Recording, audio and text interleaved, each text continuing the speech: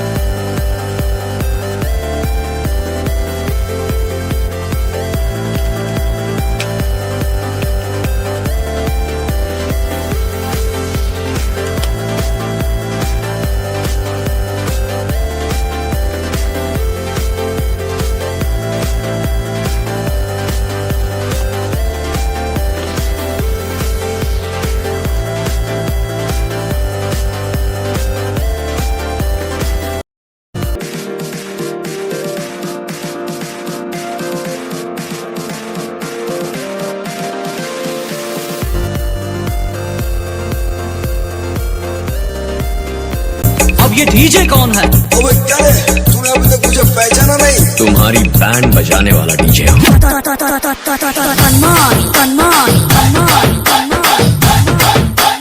डालना डालना छौके बारह आधी तूफान से वो डरते हैं जिनके मन में प्राण बसते हैं। वो मौत देखकर भी हंसते हैं जिनके मन में महाकाल बसते हैं। जय महाकाल।